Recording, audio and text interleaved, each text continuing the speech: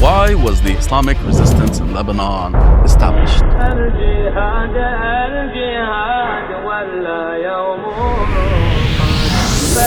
It seems that a strong memory isn't a thing for many. Calls for disarmament of regional resistance forces by the US and Israel are growing louder than ever, and they even found some resonance in regional echo chambers. Perhaps a reminder is long overdue because it seems some have forgotten, especially in Lebanon, why the Lebanese resistance came to be.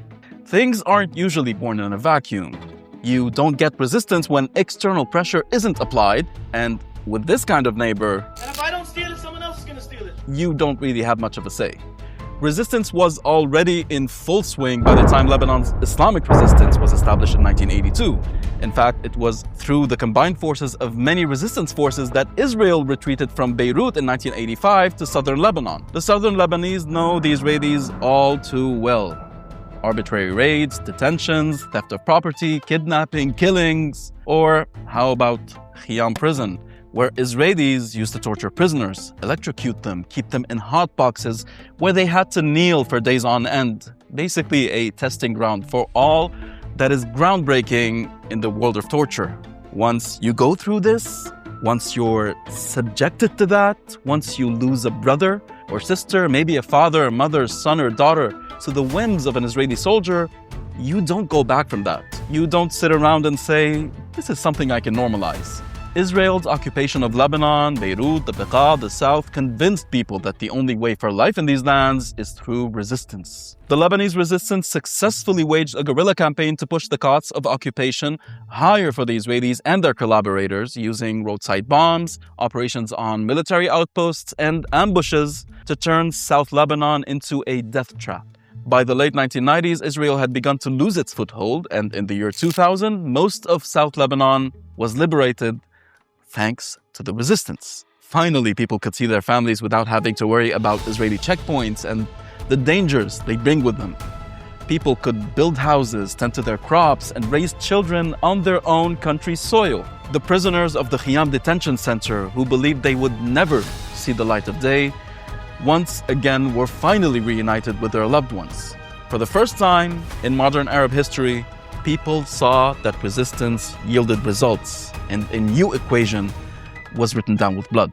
That equation was tested in 2006. For 33 days, under relentless bombardment, Lebanon's resistance stood its ground and fulfilled its promise to its prisoners and shattered the myth of an invincible army. That didn't sit too well with Israel. Then came Syria, when the Lebanese resistance refused to intervene at first, but with armed militias threatening genocide against Lebanese civilians, going so far as to begin targeting them with cross-border rockets in northern and eastern Lebanon, and with those same civilians pleading for the state to assume responsibility. I don't know, I just got a deja vu or something.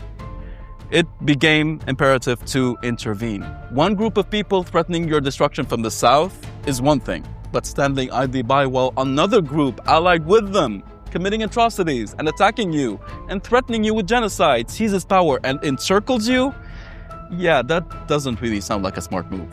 That decision in particular didn't make the resistance popular, because the conflict was framed as being sectarian in nature rather than political, with people completely disregarding the fact that most Syrian army soldiers and officers on whose side the resistance was fighting were Sunni rather than Alawite or Shi'i.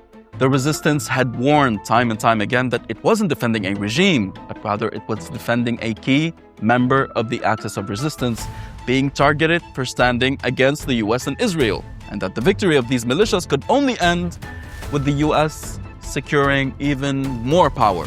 Really, it was Al-Aqsa flood and Gaza that dispelled these ideas, when the Lebanese resistance and people sacrificed all they had for Palestine, much more than they had during the war on Syria.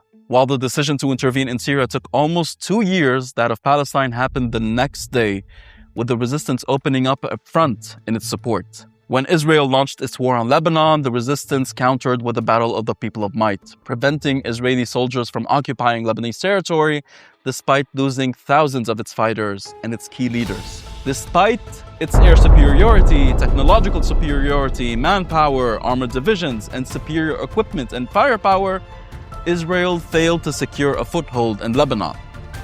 Then the war ended and political pressure began to pile up on a very war-weary resistance. So what does Israel want?